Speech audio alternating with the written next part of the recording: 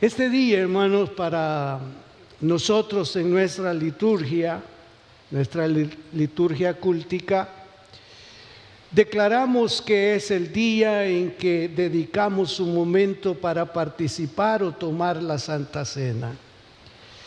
Esto se suscribe a una palabra muy importante en la antigüedad, la palabra libres, la palabra libertad. Dios le dijo al pueblo que celebrara la Pascua y que ésta iba a estarla celebrando siempre, recordando que habían sido liberados de la opresión egipcia. Pero el Señor vino y instituyó esto con sus discípulos al punto de decir: esto lo van a hacer anunciando mi venida, y beberé de esto, comeremos de esto allá en la eternidad, en el día del Señor.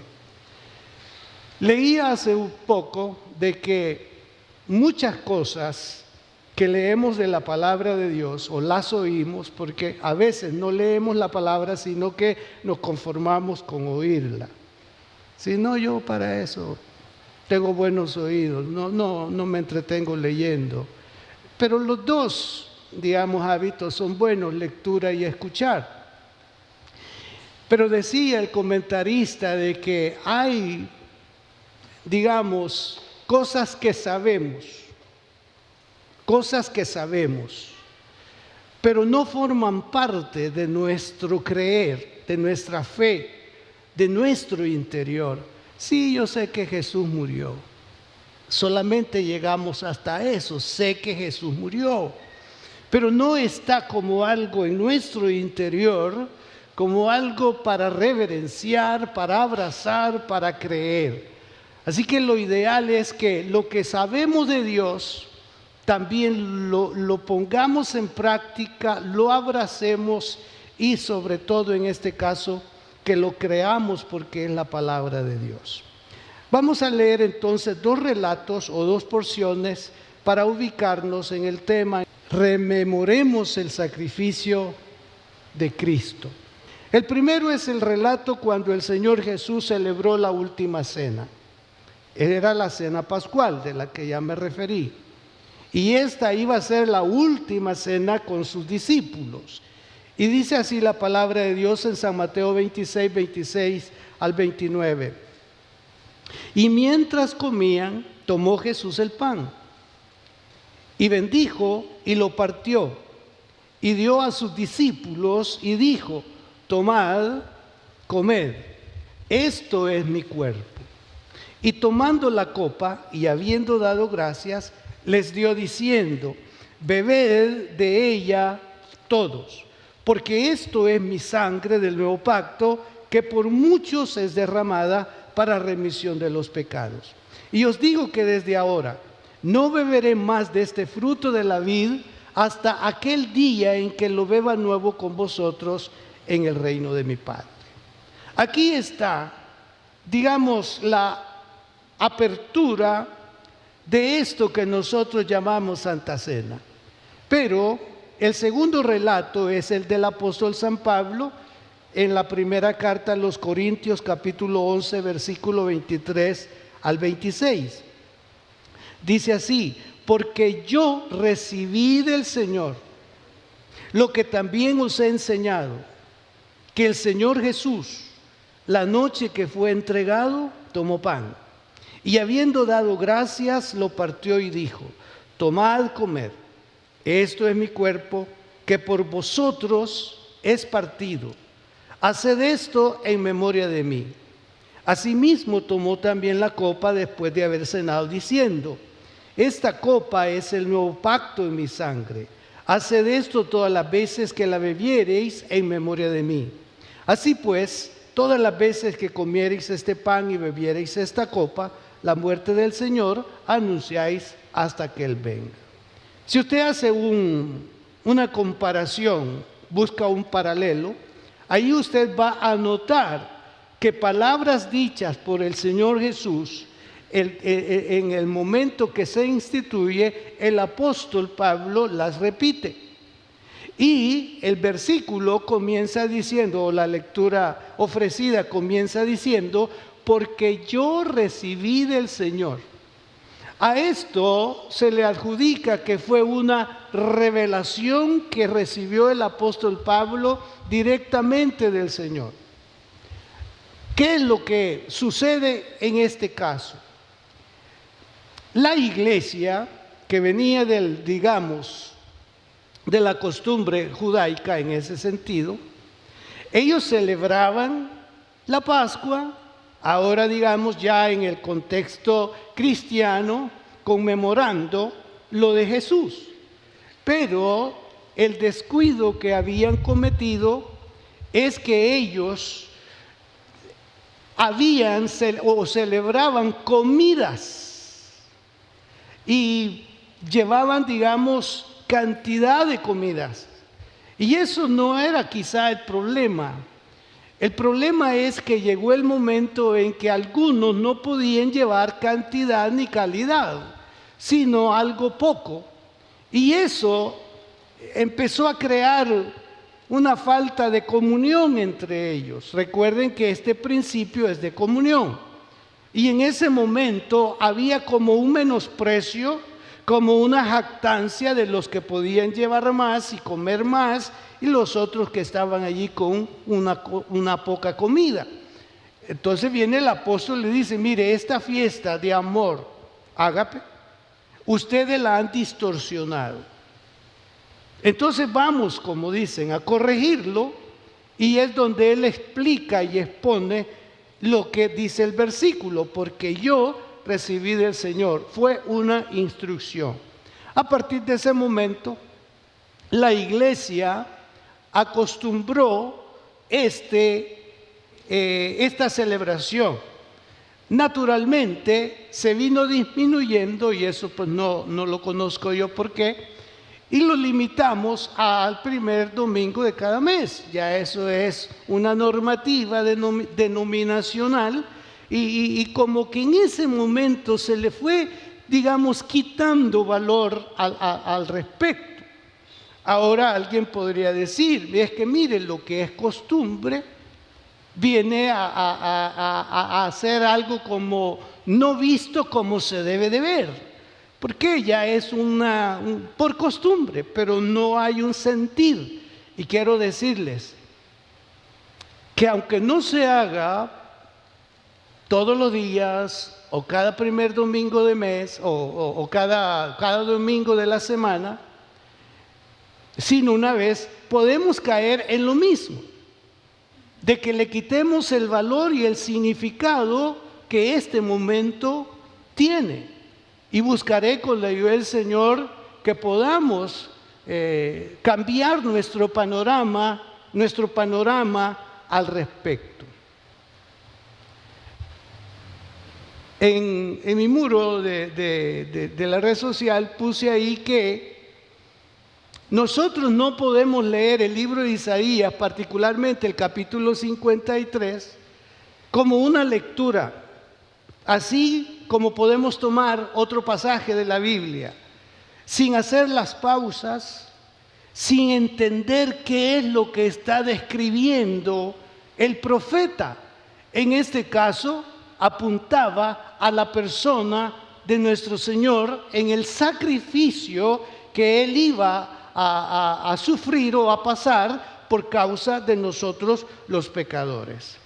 Es importante que este capítulo 53 nos permita esas pausas, y hasta el punto de ver el origen de esa palabra, la amplitud de la palabra que estamos allí leyendo de ese capítulo. Así que me ocupo por un momento hablándoles de la descripción del sacrificio, tomando los versículos 4 al 7. Y de ahí voy a sacar algunos elementos que indican los alcances de ese sacrificio. Vamos a dar lectura de Isaías 53, 4, 7. Ciertamente llevó Él nuestras enfermedades y sufrió nuestros dolores, y nosotros le tuvimos por azotado, por herido de Dios y abatido. Mas Él herido fue por nuestras rebeliones, molido por nuestros pecados. El castigo de nuestra paz fue sobre Él, y por su llaga fuimos nosotros curados. Todos nosotros nos descarriamos como ovejas, cada cual se apartó por su camino. Mas Jehová cargó en Él el pecado de todos nosotros. Angustiado Él y afligido, no abrió su boca. Como cordero fue llevado al matadero, y como oveja delante de sus trasquiladores enmudeció y no abrió su boca. Note la variedad de aspectos que enumera que sufriría, que soportaría el Señor Jesús. La palabra hebrea herido significa traspasar, perforar. Vea usted la intensidad de la palabra, herido. Herido, fue herido. Pero ahora vea la extensión de esto, traspasado, perforado. Y sigue diciendo, fue molido por nuestros pecados. En hebreo la palabra molido significa desmenuzar, lesionar, aplastar, humillar, majar, moler. Vea cuántas palabritas salen de eso. Así que no se puede tan fácil decir, bueno, Él fue molido. Sí, fue molido, desmenuzado, lacerado, aplastado, humillado. Todo eso por nuestras rebeliones, dice el apóstol, o dice Isaías. Por nuestras rebeliones. La rebelión, hermanos, es algo que lesiona nuestra relación, en este caso con Dios. Cuando nosotros sabemos qué es lo que Dios espera de nosotros y hacemos lo opuesto, esa es rebelión. Y la rebelión llama la atención. Y en este caso llamamos la atención de Dios no para nuestro propio beneficio, sino que somos vistos como señalados, como apáticos, antipáticos de lo que Dios está esperando y deseando que hagamos o que seamos. Y sigue diciendo Isaías, fue angustiado, fue llevado como cordero al matadero, enmudeció y no abrió su boca, y por su llaga fuimos nosotros curados. Entonces mi deseo es, hermano, que usted lea el capítulo 53 de Isaías y vaya con esas pausas y entienda o entendamos qué sucedió en la persona de Jesús. Dice que volvimos nuestro rostro de Él porque le vimos sin atractivo. Hasta en eso. Pero ¿quién es este que están sugiriendo que es el Mesías? ¿Qué bueno se puede esperar de Galilea? Si es un espacio, un hábitat en tinieblas, ¿qué se puede esperar de alguien que históricamente se dice que nació en un establo y su oficio era de los más bajos que podían existir en su momento? Era un carpintero. Y quizás nos ofendemos, hermanos, cuando nos dicen o nos llaman la atención a que no tenía atractivo alguno para ser deseado. ¿Por qué? Porque la figura que nos han dado, que nos han pintado, es de alguien que llama la atención a contemplarlo, a considerarlo. En los libros sagrados, y bueno, yo mismo me he espantado cuando dice así se cree que era físicamente Jesús. Yo digo, no puede ser. No puede ser. ¿Por qué? Porque nosotros decimos, no, es lo más bello que existe. Es lo más hermoso. Está bien. Pero en aquel momento no encontraron parecer como para llamar la atención, sino que era rechazado hasta en su parte física. No fue bien visto. Entonces Isaías 53 nos da un panorama exacto por lo que pasaría Jesús. Y todo eso, hermanos, por nosotros. Alabe a Dios por ello. Por nosotros, hermanos. Por nosotros, por nosotros, por nosotros. Ahora, en segundo lugar, les comento sobre el proceso del sacrificio. O sea, cómo esto señalado en Isaías, ahora vamos a ver el proceso. Los evangelios, particularmente Mateo, Marcos y Lucas, se ocupan de hacer mejor descripción de ese proceso. El comentarista, celebró la cena pascual con sus discípulos. Vamos a partir que ese fue el inicio del proceso al que él sería llevado hasta la cruz. Y en esto de la Santa Cena, o de la Cena Pascual, el comentarista Mateo Henry dijo: qué bien se estaba allí. Nunca estuvo el cielo tan cerca de la tierra como en aquella mesa. Sin embargo, no estaba destinado para durar eternamente. Está magnificando esa escena. Está viendo ahí cómo el Hijo de Dios se está despidiendo de sus discípulos con quienes había permanecido por lo menos 3 años.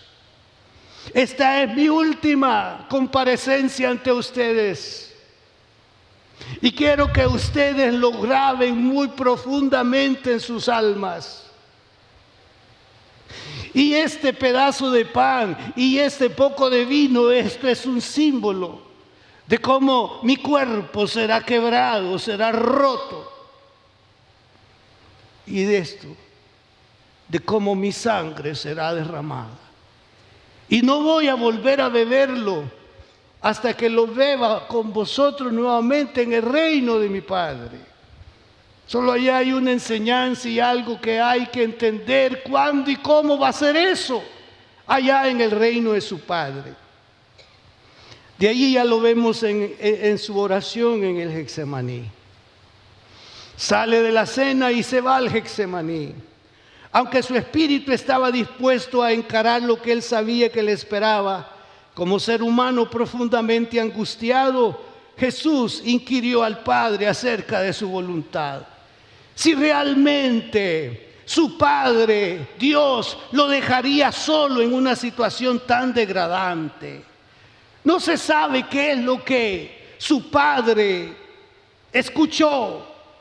No se sabe qué es propiamente la respuesta de Jesús a Jesús cuando le dice: Padre mío, si es posible, no me hagas beber este trago amargo. Esa fue en su primera oración. Pero ya en su segunda y en su tercera oración dice: Padre mío, si no es posible evitar que yo beba este trago amargo, hágase tu voluntad. Parece que Isaías 53 nos está llevando otra vez a una escena muy sentida, muy profunda. ¿Por qué? ¿Por qué? ¿Por qué? ¿Acaso Jesús no sabía a lo que había venido? Sí. Pero su naturaleza humana se estaba exponiendo, se estaba expresando en ese momento. Y quería dejarlo escrito para nosotros, para que entendiéramos que ciertamente padeció, sufrió por nuestros pecados, por nuestra culpa.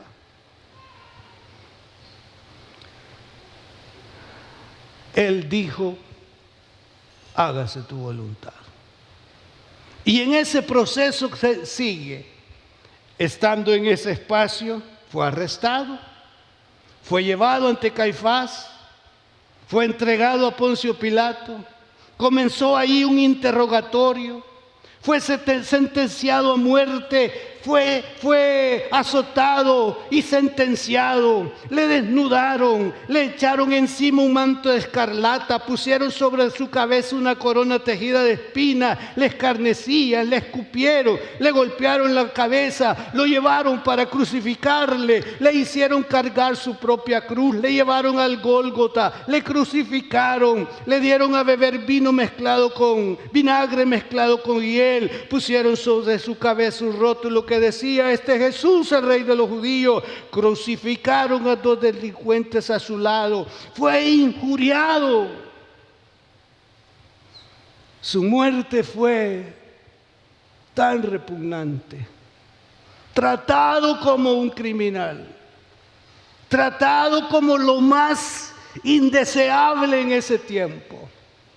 Y toda la gente estaba unida en ese proyecto, no para ver su salvación en Él, sino para ver el merecido que Él estaba recibiendo. Porque había blasfemado, porque era un falso, porque todo lo que en ese momento los religiosos de su época insinuaron o dijeron sobre Él. Su clamor diciendo: Padre, ¿por qué me has abandonado? Ahí entrega su espíritu, consumado es. Cuando Él expresa esto, ahí está uno de los centuriones, y este dijo verdaderamente: este era hijo de Dios. El centurión fue el único que pudo expresar eso. Los demás le habían dejado, incluyendo a sus discípulos que desde lejos le estaban mirando. O estaban tratando de protegerse, o no podían resistir o soportar lo que estaba sufriendo el Señor. Pero el centurión se le quedó viendo y dijo: verdaderamente, este era hijo de Dios. Fue sepultado, pero al tercer día resucitó de entre los muertos. Y después ascendió a los cielos. Vea usted el proceso por el que Él pasó. Sí, ciertamente las 2 últimas declaraciones son extraordinarias, son maravillosas. Resucitó. Pero antes de que haya resurrección o hubiese resurrección, pasó por este proceso que cualquiera de nosotros quizás en las primeras hubiéramos negado. Y es ahí el peligro de muchos cristianos, que cuando las cosas no le están saliendo como pinta Él en su programa de reglas, de normas, de su religión. Si usted tiene sus propias normas para vivir su vida cristiana y son ajenas a la Biblia, corríjalas. Porque esas normas no son efectivas, no son eficaces. Lo que harán será alejarle más de su redención. Sométase a las reglas cristianas, porque solamente así va a disfrutar verdaderamente lo que es la fe cristiana. Pero si usted está comparando estos principios con lo que el mundo le ofrece, el Señor claramente dice: no puede servir a 2 señores, decidámonos por uno. Y yo sé que los que estamos acá y nuestros hermanos en línea nos hemos decidido por Él. Levanten la mano los que se han decidido por Él. Nos hemos decidido por Él. Sometámonos. Él se sometió totalmente a los designios del Padre. ¿Y qué corona tenemos nosotros como para no someternos a los designios del Padre? Él nos dio un ejemplo. Y más que un ejemplo, tomó el juicio, el castigo que correspondía a nosotros como pecadores. Paso a lo último, a la consumación del sacrificio. Cuando Jesús hubo tomado el vinagre, dijo: consumado es. Y habiendo inclinado la cabeza, entregó el Espíritu. Me intrigó esas dos palabras, consumado es. Y fui a buscar el origen de esas dos palabras en castellano. Y viene de la palabra griega tetelestai. Y vea usted lo que esta palabra incluye completar, ejecutar, concluir, pagar o perdonar una deuda, satisfacer, terminar, acabar, consumar, cumplimiento y cumplir. Esta es una palabra que la ocupaba un empleado. Llegaba a su jefe y le decía tetelestai. ¿Qué le está diciendo? Ya terminé la jornada. Ya fui a hacer la encomienda que me mandó, tetelestai. Ya pagué lo que me pidió que pagara. O ya pagué mi deuda, tetelestai. Eso es lo que está Jesús allí en la cruz, diciendo al Padre: tetelestai. Ya pagué. Ya está consumado esto. Ya no hay más. Tal como se diseñó, ya lo he cumplido. Ahora a esperar los resultados de lo realizado, papá. Y quiero ser optimista a esta hora y decir que usted y yo estamos siendo presentados a esta hora delante del Padre como resultado de lo que sufrió Él en la cruz. Isaías lo sigue diciendo: verá el fruto de su aflicción. Cuando usted vino a los pies de Jesús, cuando yo llegué a los pies de Jesús, apareció esa palabra tetelestai. Por Él está pagado, Padre. Perdónalo. Yo pagué por Él, tetelestai. Consumado está. Pase, escríbanlo en el libro de la vida, porque ya está pagado, ya está cancelado. Primer paso de ver el fruto, pero como este es un proceso y el enemigo ha buscado y buscará cómo desanimarle, cómo usted y yo echemos pie atrás, como suele decirse, cómo nos vemos como defraudados en la fe. ¿Cómo pensamos que Dios no nos ha cumplido lo que Él nos ha ofrecido? Si usted y yo medimos a Dios por cosas, quiero decirle, hermano, que no nos ha subido el ascensor al último piso. No se trata de cosas materiales, sí las necesitamos porque estamos en el mundo. Pero Él no murió por cosas materiales. Él murió por su alma y mi alma. Porque lo más preciado que hay en el ser humano es eso precisamente, su alma, mi alma. Y por eso es que llegó hasta lo último. Y sigue diciendo Isaías: verá el fruto de su aflicción. El Padre mismo, así lo digo yo, le presentará a cada uno. Aquí viene otro. Recíbelo, es el fruto de tu aflicción, es el fruto de tu aflicción. Perseveremos, hermanos. El próximo domingo yo les voy a predicar sobre la pregunta de Jesús: cuando el Hijo del Hombre venga, ¿hallará fe en la tierra? ¿Sabe que Me fui a consultar de dónde procede la pregunta y cómo es posible que se esté diciendo hallará fe en la tierra. Así que no se pierda el otro domingo si quiere saber si usted es uno de esos.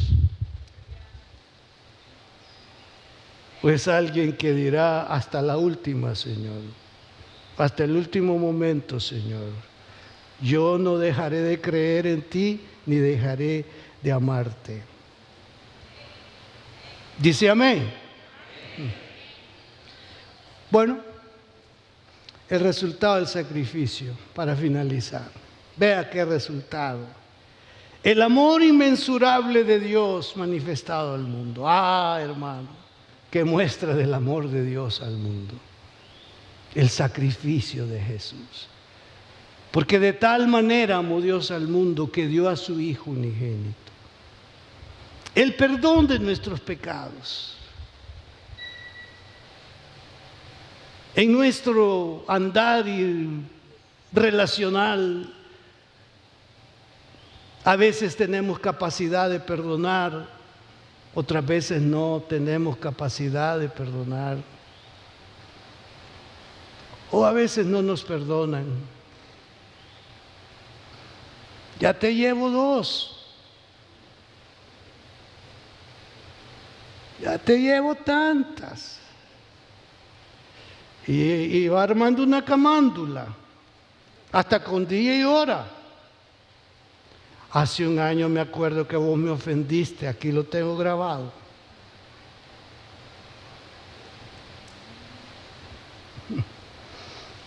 ¿Por qué no aprender de Dios? Él perdonó todos nuestros pecados. No hay ni uno tan solo, hermano, que no nos haya perdonado. Y usted puede magnificar y puede minimizar o puede decir, este sí es grave, este pecado que he cometido, este sí es grave. No, los otros son pecadillos. Hermano, como los clasifiquemos, Él perdonó todos nuestros pecados. Alabe a Dios porque Él perdonó todos nuestros pecados. Estábamos enemistados y nos reconcilió con Dios. Y estamos, hermanos, en un ambiente salvífico, salvó nuestras almas. Y esta salvación, este perdón equivale a una seguridad y a una garantía de que allí donde Él está, a la diestra de Dios Padre, Él está complacido con vernos a esta hora. Y Él está complacido al saber que un día en su venida nos levantará y nos introducirá a la eternidad con Él. Ahí estaremos por los siglos de los siglos, al lado del que murió en la cruz, al lado del que pagó por nosotros, al lado del siervo sufriente. Ahí vamos a estar, no por obras nuestras, sino por la gracia, por la misericordia, por la bondad del Señor. Y que usted nada más y yo nada más, lo que se nos pide que tengamos es fe en Él. Qué fácil la parte nuestra, hermano. Solo crea, dice. Solo tenga fe. ¡Qué fácil! Pero no digamos que la salvación es gratis. La salvación tiene un precio. Gratis para usted, porque Jesús pagó el precio. Bendito sea Dios. Así que no olvidemos que con la celebración de la Santa Cena rememoramos la muerte del Señor.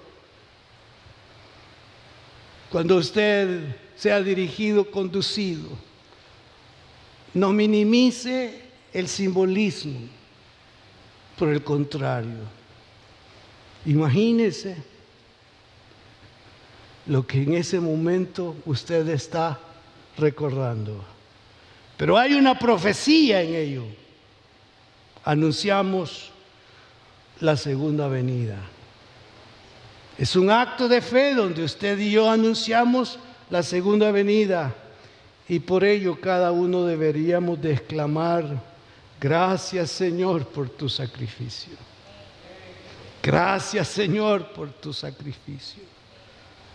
Por ello, hoy soy un redimido. Por ello, hoy soy un redimido. Por ello, hoy soy un redimido. Aleluya. Muchas gracias por haber estado siguiéndonos en las diferentes plataformas digitales donde transmitimos. Ha sido un precioso momento el servicio que hemos celebrado delante del Señor, edificando la vida de cada uno de nosotros. Y este es un momento muy importante. Deseo invitarles a que abran su corazón y reciban al Señor Jesucristo como su único y suficiente Salvador personal. Si está de acuerdo con hacerlo, repita esta oración después de mí. Señor, te entrego mi vida a esta hora. Reconozco que soy pecador y que solamente en ti encontraré el perdón. Lávame con tu sangre en este mismo momento y conforme a tu palabra, escríbeme en el libro de la vida. En el nombre de Jesús. Amén. Si hizo esta oración, bienvenido a la familia de Dios. Es importante que busque una iglesia donde congregarse para poder crecer en su vida espiritual. Desde luego, les ofrezco la iglesia que yo presido, Templo Cristiano de las Asambleas de Dios. Nos veremos en una próxima oportunidad. Que Dios los bendiga.